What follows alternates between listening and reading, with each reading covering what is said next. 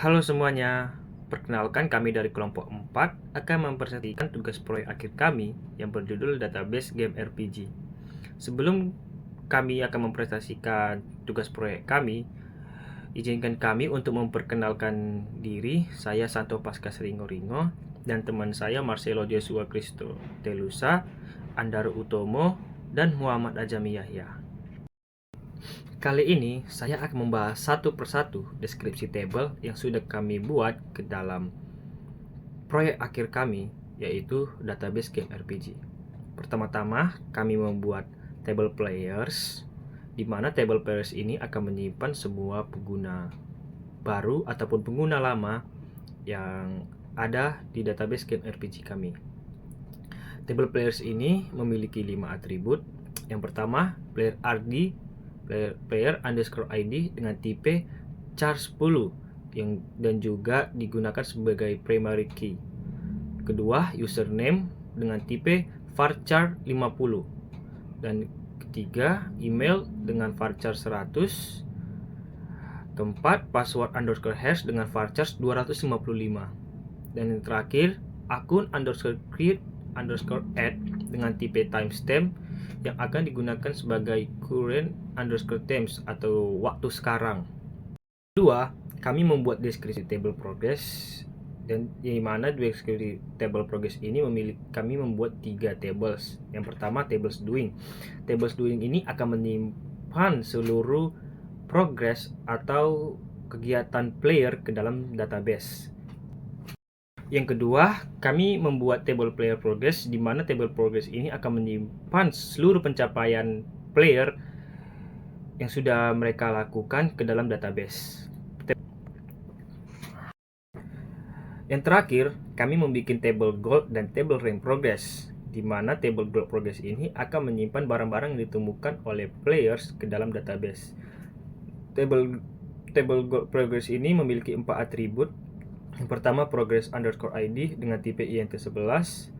Yang kedua, gold dengan tipe int11. Dan yang ketiga, activity dengan tipe varchar 20. Time dengan tipe date. Dan untuk table rank progress, table rank progress ini akan menyimpan pencapaian masing-masing players ke dalam database yang memiliki 3 atribut. Yang pertama, progress underscore ID dengan tipe int11 yang berfungsi juga sebagai primary key. Yang kedua, rank dengan tipe varchar 20. Yang ketiga, rank underscore point dengan tipe int11. Dan untuk deskripsi table yang ketiga, kami membuat deskripsi table items yang memiliki dua table. Yang pertama, table have. Di sini table have ini kami membuat table have ini untuk menyimpan berapa item yang sudah dimiliki oleh masing-masing player. Yang kedua, table items. Table items ini kami buat untuk menyimpan item-item apa saja yang sudah didapatkan atau diburu oleh players. Table item ini memiliki 6 atribut. Yang pertama, item underscore ID dengan tipe char10 dan juga berfungsi sebagai primary key. Yang kedua, item underscore name dengan tipe varchar 100. Yang ketiga, description dengan tipe text. Yang keempat, item underscore type dengan tipe varchar 50. Yang kelima, effect dengan tipe text. Dan yang keenam, gold underscore value dengan tipe int11. Keempat, kami membuat deskripsi table enemies, di mana deskripsi table enemies ini akan menyimpan data players melawan players lain ke dalam database. Deskripsi table enemies ini memiliki 2 tables. Yang pertama, tables fighting. Tables fighting ini kami buat untuk menyimpan hasil dari players melawan players lain. Yang kedua, table enemies. Table enemies ini kami buat juga untuk menyimpan data-data player yang sudah dilawan oleh player lain atau player enemies yang memiliki beberapa atribut. Pertama, enemy underscore ID dengan tipe char10, enemy underscore name dengan tipe varchar 100, enemy underscore class dengan tipe varchar 50, enemy underscore health dengan int11, enemy underscore mana dengan int11, enemy underscore strength dengan int11. Dan yang terakhir enemy underscore agility dengan tipe INT11. Oke, jadi saya akan melanjutkan penjelasan dari teman saya sebelumnya. Jadi di sini ada dua table ya. Yang pertama ada table owning dan table karakter. Nah, jadi player yang memainkan game ini pastinya akan memiliki karakter. Maka dari itu, dibuatlah table karakter ini. Jadi table player yang memainkan game ini akan dihubungkan dengan table karakter yang ada melalui table owning. Nah, setelah itu ada table karakter. Nah, di dalam table karakter ini itu karakter itu mempunyai deskripsinya, yaitu ada seperti ID karakter ID, yaitu ID dari setiap karakter yang ada di dalam gamenya. Lalu ada karakter name, yaitu adalah nama dari karakter yang ada di dalam game ini. Setelah itu ada class, lalu ada race, health, mana, strength, dan agility. Setelah itu ada table baru lagi, yaitu table quest. Karena setiap player itu pastinya harus menjalankan suatu quest yang akan diberikan di dalam game ya. Jadi di dalam game itu terdapat quest-quest yang harus diambil player untuk menyelesaikan misi untuk mendapatkan sesuatu nanti. Oke, jadi pada table player itu akan dihubungkan dengan table quest melalui perantara table tagging. Di table tagging ini akan berisikan ID player, yaitu ID dari setiap player yang ingin mengambil questnya atau yang sedang mengambilkan questnya. Lalu ada quest ID, yaitu ID quest atau quest mana yang sedang diambil, dan juga ada time, yaitu pertama kali waktu questnya terambil. Oke, setelah itu di table quest ini itu terdiri dari ID quest ya, atau quest ID. Lalu ada quest name, yaitu nama dari questnya. Setelah itu ada reward gold, yaitu reward atau hadiah setelah player menyelesaikan questnya, yaitu berupa hadiahnya berupa gold ya. Setelah itu ada reward experience, yaitu berupa experience yang nanti akan dapat menaikkan level dari karakternya. Table-table yang ada yang sudah dibuat sebelumnya itu sudah dinormalisasi ya.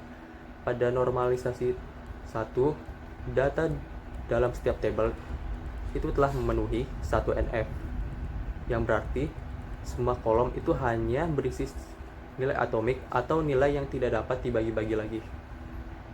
Lalu table ini juga telah dinormalisasi ke dalam 2 NF ya, karena 1 NF itu sudah terpenuhi, dan juga atribut non primer yang bergantung pada penuh pada kunci utama. Jadi semua atribut non primer itu telah bergantung penuh pada primary key. Dan yang terakhir, normalisasi 3 NF juga setelah terpenuhi ya, karena normalisasi 2 NF juga terpenuhi, dan juga semua atribut non primer itu tidak memiliki ketergantungan transitif terhadap primary key-nya. Oke, jadi ini merupakan diagram IRD yang dari database yang telah kami buat ya. Nah, seperti yang kita lihat ya, banyakkan entity di sini itu akan terhubung ke entity player, karena database kami kali ini itu hanya memfokuskan database dari player yang memainkan game RPG-nya. Jadi bukan database keseluruhan game RPG-nya ya. Oke, selanjutnya ada relational model ya. Nah, sama seperti sebelumnya yang saya jelaskan ya. Jadi di table player ini akan terhubung dengan 5 entitas ya, 5 entitas lalu dihubungkan lagi dengan table relationnya. Seperti ya, table player ini terhubung dengan table doing, lalu di table doing ini terhubung dengan player progress ya. Dan player progress ini akan menentukan apakah player progressnya itu full progress atau rank progress. Nah, seperti itu. Selain itu, players juga terhubung dengan table karakter ya. dengan tabel relasi owning. Lalu players terhubung dengan table items dengan table relasinya itu table have. Selanjutnya table players juga terhubung dengan table enemies ya, dengan table relasinya itu table fighting, dan table players juga terhubung dan table players itu juga terhubung dengan table quest ya, dengan table relasinya itu table taking. Oke, selanjutnya hal-hal yang mengenai dengan event, trigger, dan lain sebagainya itu akan dijelaskan oleh teman saya selanjutnya.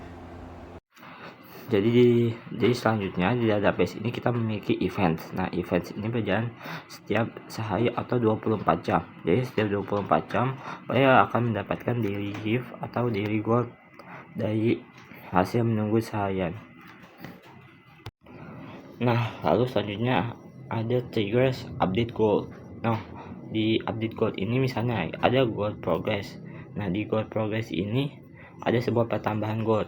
Nah, nanti akan misalnya kayak insert. Nah, setelah insert jumlah gold dalam gold progress, maka akan ada sinkronisasi secara otomatis di tabel player progress. Nah, di tabel player progress ini bakal bertambah juga goldnya. Jadi misalnya gold saat ini akan ditambah dengan gold yang baru. Lalu selanjutnya ada trigger sync drop.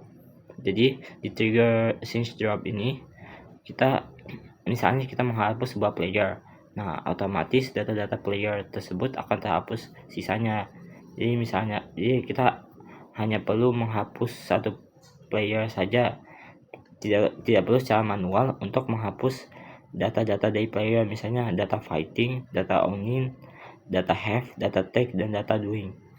Kan kita tidak mungkin menghapus semuanya satu per satu, jadi maka dibuatlah trigger sync drop ini. Jadi secara otomatis terhapus. Nah, di sini kita dapat melihat karakter-karakter yang ada di dalam game tersebut.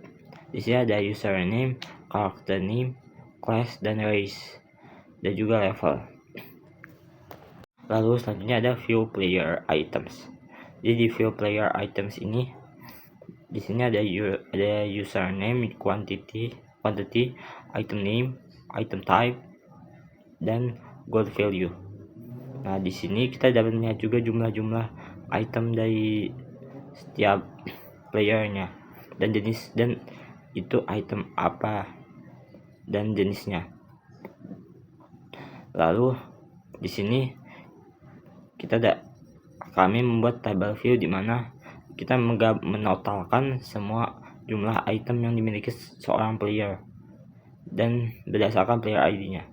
Nah, nanti di tempat saya selanjutnya akan menjelaskan gabungan dari semua data player nih. Kita lanjutkan di sini ada table view terakhir, yaitu view player summary atau ringkasan dari aktivitas player di dalam game. View ini memperlihatkan total quest, item, kemenangan, kekalahan, gold, dan total value dari sebuah player.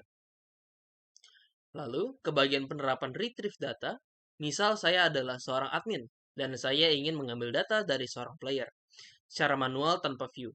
Saya akan menggunakan query demikian untuk melihat ID, username, total quest, enemy, dan total gold dari item yang dimiliki player. Di sini ada contoh yang kedua. Ya, kurang lebih demikian presentasi dari kelompok kami. Kami minta maaf apabila ada salah bicara.